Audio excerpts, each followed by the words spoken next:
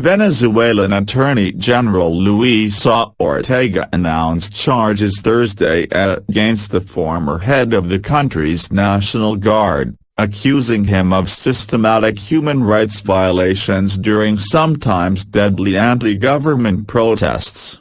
The announcement came amid fresh clashes between police and protesters on the rain-soaked streets of Caracas. A day earlier, Venezuela's Supreme Court banned Ortega from leaving the country and ordered her assets frozen ahead of a pretrial hearing scheduled for Tuesday. An ally of embattled President Nicolas Maduro's requested the inquiry to determine if Ortega committed unspecified grave errors while in her position and if there was enough evidence for charges to be filed against her. Ortega, a vocal critic of Maduro's government, could face a trial. In a statement Thursday, Ortega's office said Antonio Benavides Torres, former commander of the National Guard, has been charged in connection with serious and systematic human rights violations during the ongoing protests. In 2015, the White House sanctioned Benavides Torres over human rights abuses. Human Rights Watch has accused him and other high-level officials of failing to take steps to prevent or punish human rights violations. Benavides Torres was removed from his National Guard post last week and named head of government of the Capital District. The Attorney General's statement referred to alleged abuses by authorities during more than 80 days of demonstrations. In a great number of these incidents, there was evidence of excessive use of force in repressing protests, it said. The political turmoil gripping the country took a surreal turn Tuesday night with an audacious attack by a police helicopter on the Supreme Court. The chopper was found Wednesday in a rural part of the country, but authorities said the aircraft's pilot remains on the run. Ortega has recently accused Maduro's government of committing state terrorism by stripping citizens of their right to protest, trying them in military courts and carrying out raids without consulting courts. We continue to witness the rupture of the constitutional order. The Constitution keeps on being violated, and the government institutions are being dismantled, she said. Pedro Carreño, the lawmaker who requested the pre-trial hearing for Ortega, has told reporters he believes the Attorney General is not in her right mind and will convene a medical board to assess her recent behavior.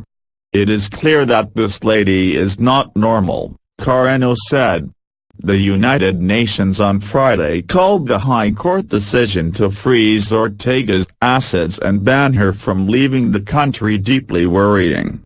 It is also concerned that the court's constitutional chamber found her appointment of a deputy attorney general to be null and void.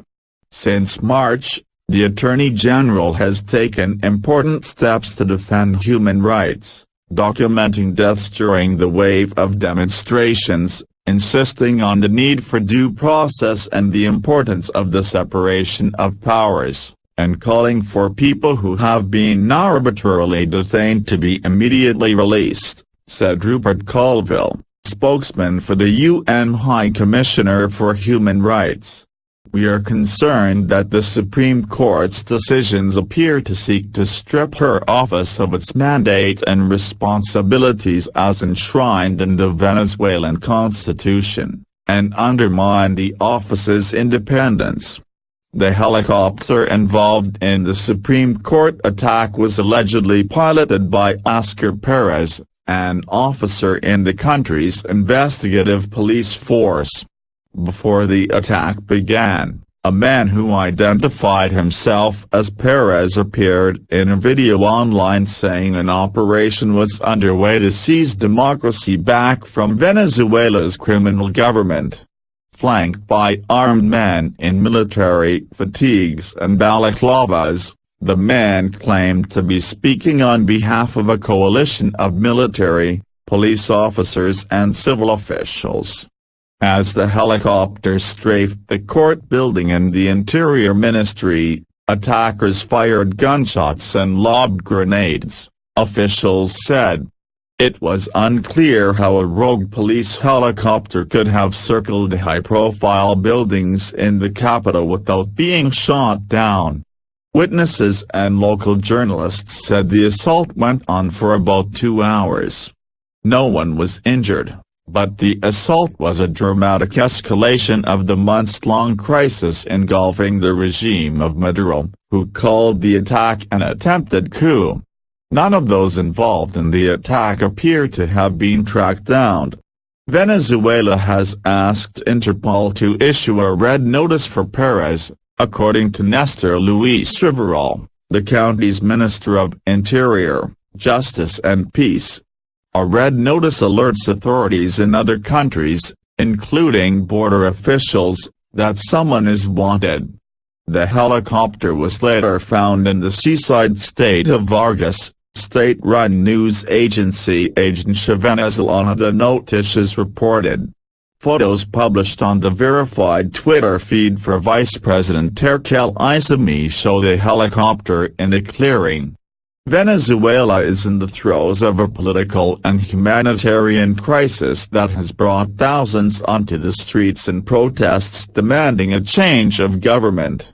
On Thursday, protesters and authorities again clashed during a march to the nation's electoral headquarters, with police firing tear gas and making dozens of arrests, according to posts on social media. Soaring inflation and widespread shortages of medicine, food and other essentials have infuriated many Venezuelans, who are struggling to afford basic necessities. Oil revenue fueled Venezuela's economy under the late President Hugo Chávez, who was Maduro's mentor, but falling oil prices have made state subsidies unsustainable. Anti-government protesters want Maduro to step down, accusing him of eroding democracy. Maduro has sent the Venezuelan military onto the streets to maintain order, leading to deadly clashes. According to the Attorney General's office, at least 80 civilians have died in the unrest, including the point-blank shooting of a 22-year-old protester by a soldier. 2 deaths Wednesday are also being investigated. The government intimidates and restricts the media in Venezuela, taking CNN and Español off the air. It tightly controls visas for foreign journalists including CNN, arresting those who report from inside the country without proper permits.